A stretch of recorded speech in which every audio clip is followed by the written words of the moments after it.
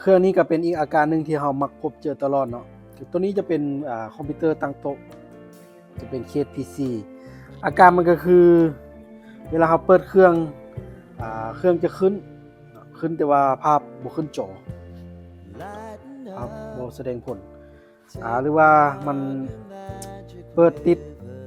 ไปประมาณ10วิแล้วเครื่องจะดับแล้วก็ติดเปิดดับเนาะจะวนรูปไปแบบนี้เฮาเรามาเปิดเทสเครื่องกันเนาะ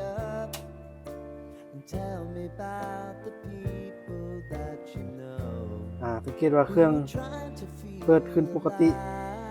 แต่ว่าภาพบ่ขึ้นจอเนาะแล้วก็เครื่องก็จะดับแล้วก็จะเปิดขึ้นใหม่จะวนรูปแบบนี้เลยอาการนี้เกิดจากเพราะว่าซัพพลายมันเสียหรือว่าซัพพลายมันตายทีนี้มันแจกไฟมาเลี้ยงเมนบอร์ดมาเลี้ยง CPU บ่ได้เนาะทีนี้เราจะมาเปลี่ยน power supply ตัวนี้รุ่นที่เราจะเอามาเปลี่ยนมื้อนี้ก็จะเป็นรุ่นตัวนี้เนาะนี่จะเป็น back power จะเป็น550วัตต์เรามาเปลี่ยนนี้ตัวเก่าก็เป็น550วัตต์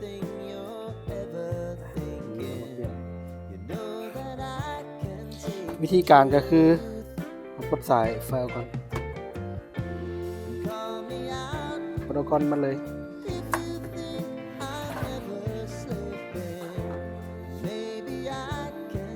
มันจะมีน็อตอยู่1ตัว2ตัวแล้วก็3ตัวปกติมันจะมีอยู่นี่น็อตนึงไปใส่ก่อนเฮาสิหั่นเฮาก็คือมาปลดไฟก่อน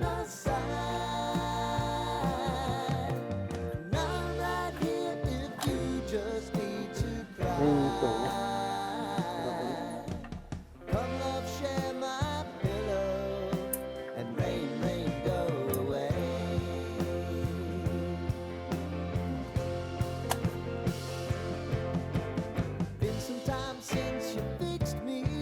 2ตัว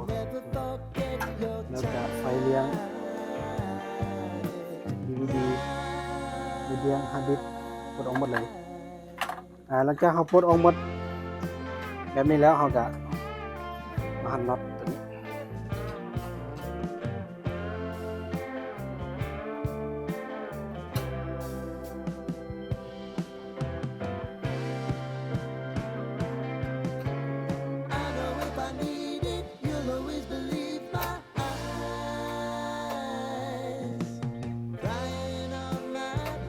ตัวนี้เรา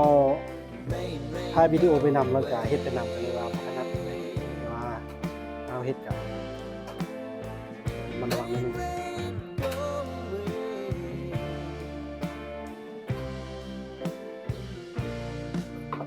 แล้วจากนั้นก็หั่นออกเลย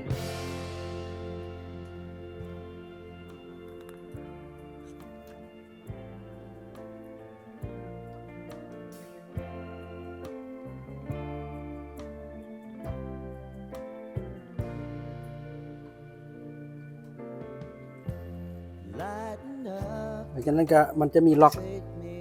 อยู่นี่เนาะเอานี่เราก็ดันออกไป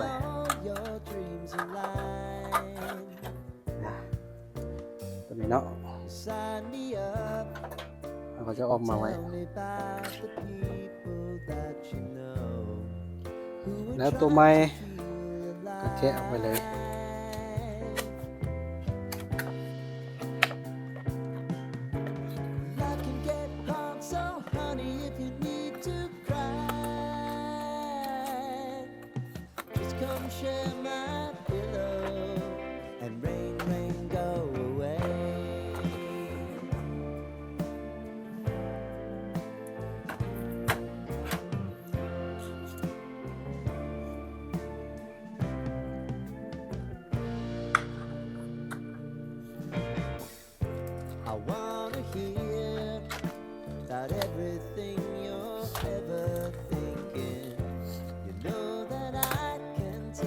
อาจจะช้าหน่อยนึงหรือว่าบ่ถนัดปานใดเพราะว่าเฮ็ดมือเดียว เ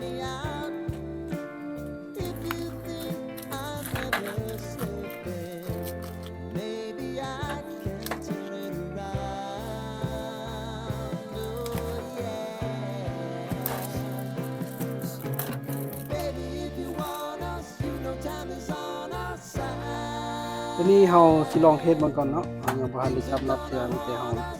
สิลองเทสเบิ่งเสียบไฟแล้วก็เสียบปลั๊กเบิ่งว่ามันจะขึ้นจอที่เรียบปกติบ่สายนี้เนาะตัวนี้เป็นสาย24มาเสียบใส่มันมีทางนี้เนาะทางไหนครับนี่จะมาตรงนี้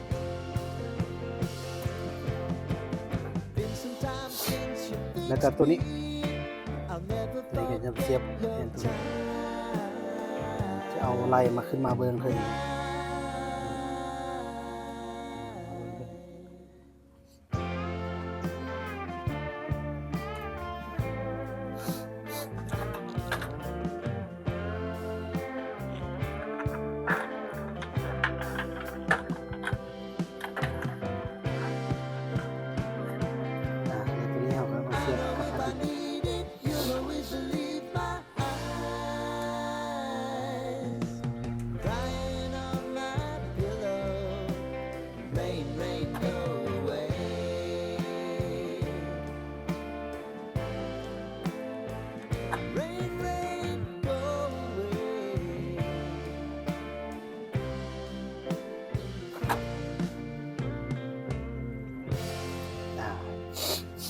ถือว่าเรียบร้อยเนาะเอาลองมาเทสเครื่องก่อนสาย power supply ตัวนี้เสียบกับตัวนี้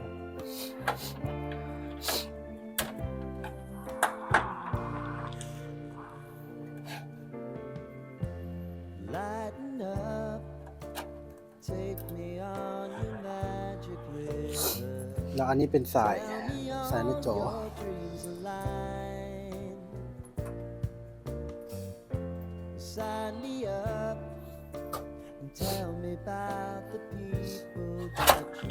เขาอย่าลืมมาเปิดนี่พร้อมเด้อเปิดนี่เนาะ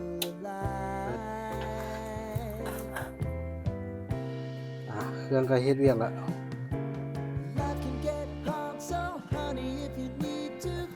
สังเกตว่าจอ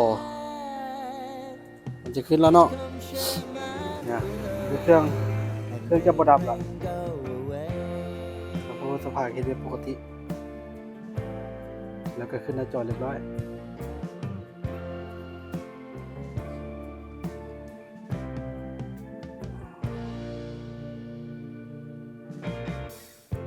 I wanna hear about everything you're ever thinking. You know that I can take the truth. Call me out if you think นี่ก็คืออาการที่มันเกิดจาก power supply ตัวนี้มันเสีย ทีนี้เราก็เปลี่ยนตัวใหม่ใส่เนาะมีแต่ว่าวิดีโอนี้ว่าไว้เพียงเท่านี้ก็อย่าลืมติดตามวิดีโอต้นต่อไปได้ส่วนว่าการประกอบนั้นก็ติดตามวิธีเก่าใส่ลองเท่าเลยวิดีโอนี้ไว้